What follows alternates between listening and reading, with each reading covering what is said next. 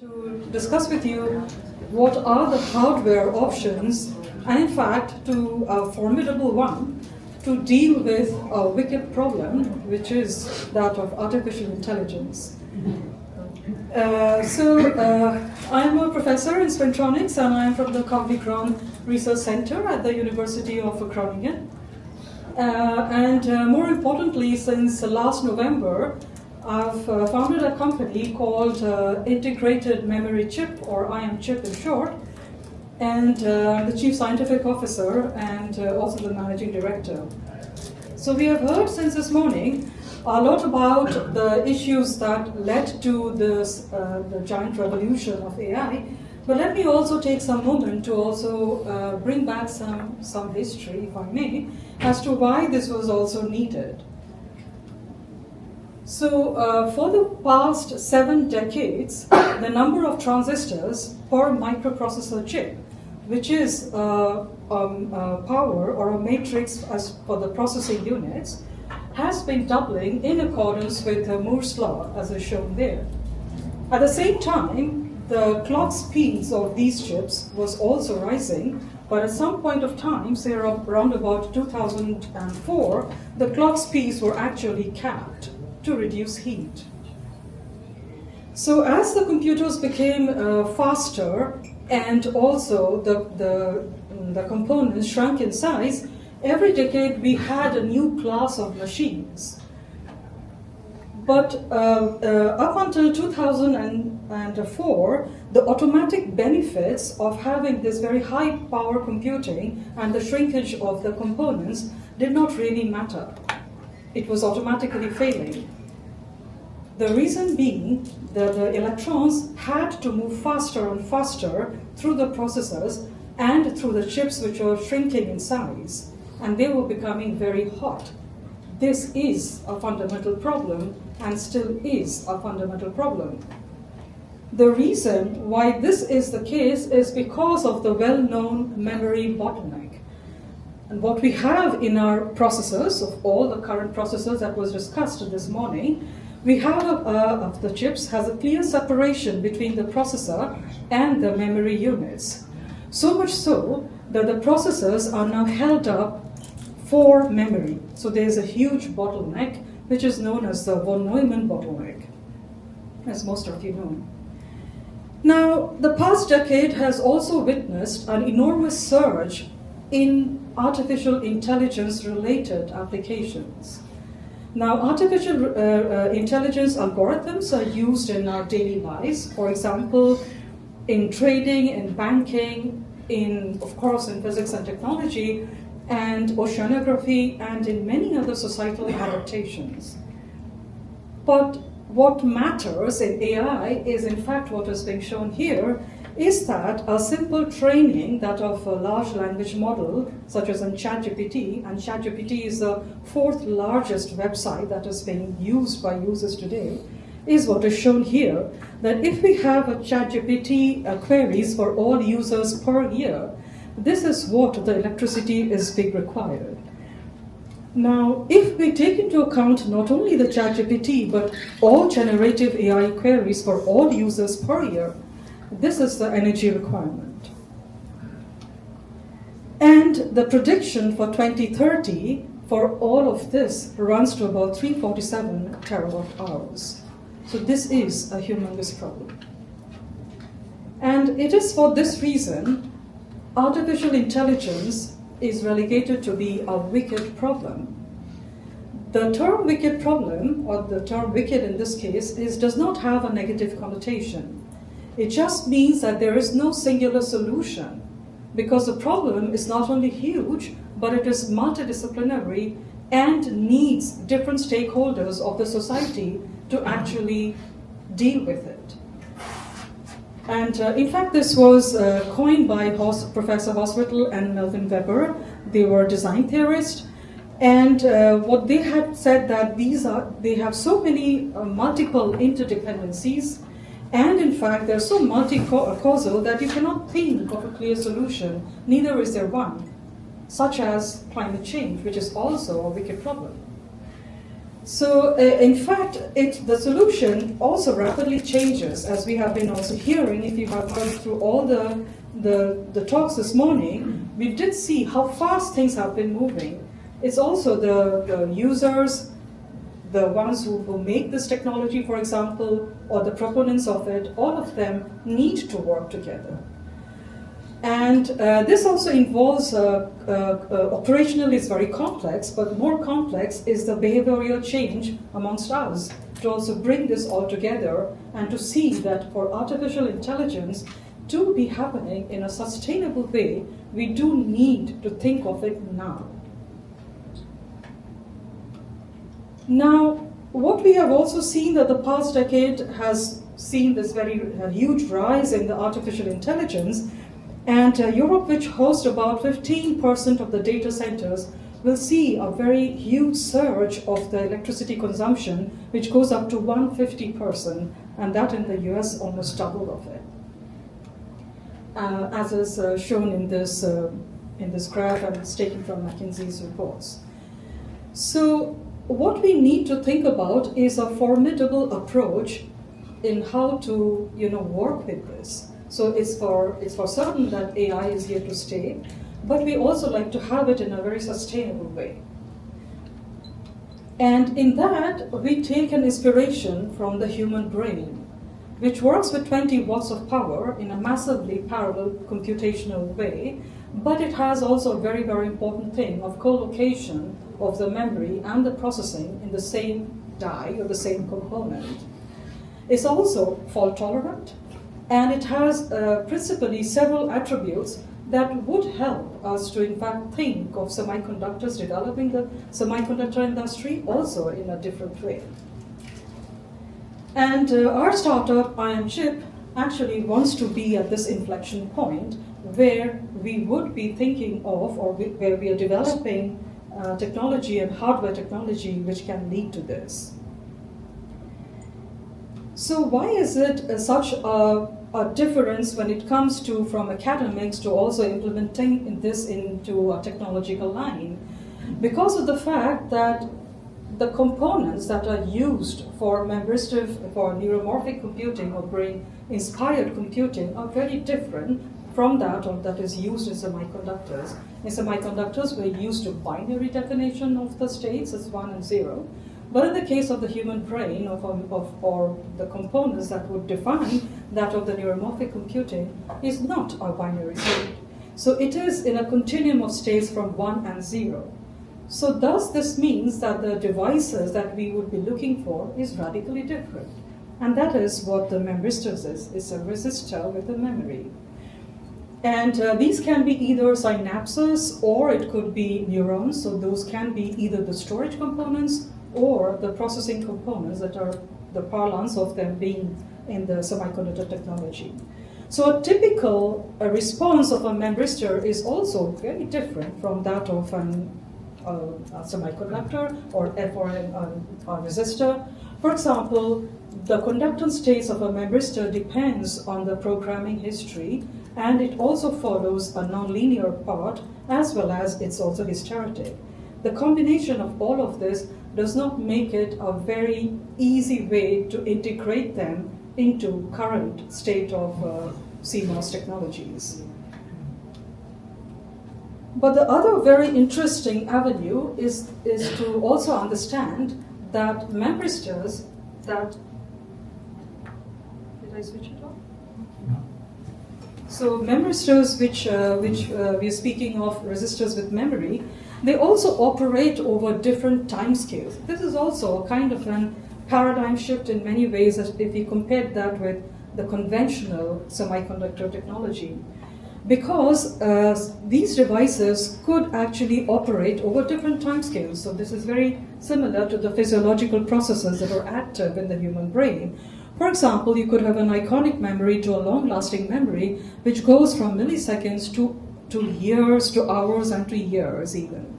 So designing devices that could, have an interplay of different timescales is also radical thinking that also needs to be incorporated in the way that we build devices from materials.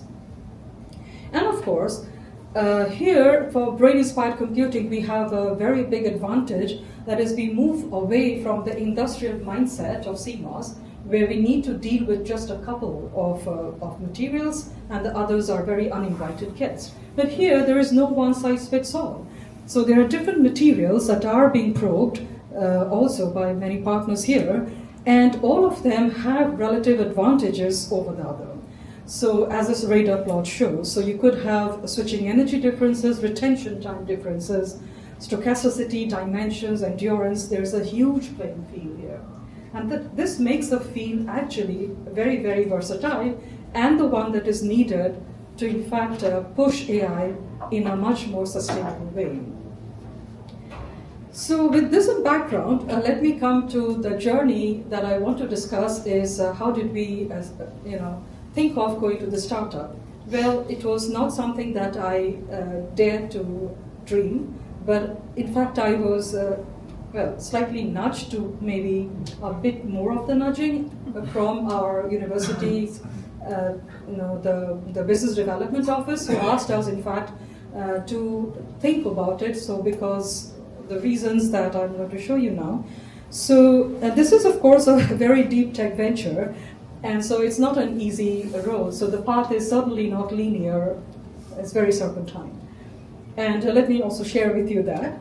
But before that, the reason why we were asked to think about it is because we had a paper that caught the eyes of the deep tech market, and that was where we had demonstrated that the memristive devices of the synaptic kinds that we worked, we had downscaled them to regimes which was not possible, and it wasn't even thought that if we downscale them, this would give us any interesting results, because these membristors also thrive on some kind of uncontrolled defects, and the number of defects that would scale down would mean that we would not have any membristor operations possible.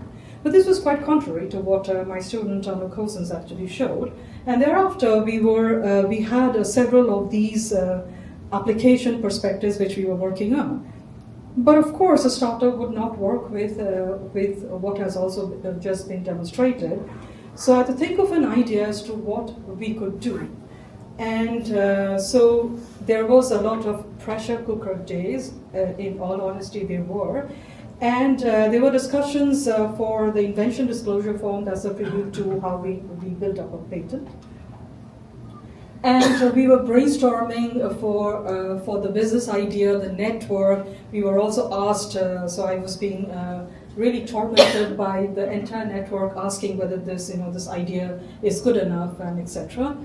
And I drafted a patent, and also at the time, I'd also interviewed a team. Now, the team was also a very important concept. I say this because this was also prerequisites for the investor to also invest, because they already knew that a professor is very useless and we cannot invest in it. So the team was extremely needed. So we had the company registered with the Chamber of Commerce in late October. And all of this matters, office space, seeing the infrastructure. Again, this is a deep tech setup. This is not something that we could do with a computer. So also writing grants. So definitely it was a triple job that was being handled. But of course, at the beginning of this year, we had quite some interesting results that kept us also very busy and also very focused. The team also won the Dutch Academic Startup Competition, and we received the pre-seed funding in April, and also validated the proof of concept in late summer. So the team, in our team, and also the advisors, these are brilliant neuromorphic PhDs. Ruben Hamming-Green, who is a co-founder, and he is also the head of the R&D, works on neuromorphic materials. Ashwin Ujjaman is the circuit engineer. Saurabh Soni is the CTO. We also have a technical and business advisor, Balda Weindokter from TNO, and also Elizabeth Dunster from entrepreneur from Compass Labs. So yes, our value proposition is the following, that we want to be the leaders in energy efficient computing, and we would be delivering brain-like chips, and so that we can actually accelerate artificial intelligence and in a very sustainable way. So the way that we are looking at, and the origin of the problem is, of course, as is written over here, that there is a memory wall, and thus there's a bottleneck, and also in relation to being energy inefficient. And that would mean that we do have a high latency because the memory and the processing units are non-collocated. So that would mean that there is a high latency and the cloud to user response is quite slow. And we also have a high power consumption, as I have shown, and also extreme heating. So silicon-based process technology is very well known, as I said, to be not inviting uninvited guests, and memristors do have a very different spectrum of not only being fabricated, but also for operation. So it also limits material choice, and shrinking, as is very commonly understood now, will not solve this problem. So our solution is a patented technology which would enable the development of memristors. So the IMChip memristors would be both a memory and a processor in the same unit. So that is what it is. So it's co-located in the same die. And this is how also one of the attributes of the human brain is. The architecture that we are also developing now is also resembles that of a neural network, or in other words, I could say that it is a crossbar architecture, where at the intersection of the crossbars, we have the entities which are also doing both the memory and the processing.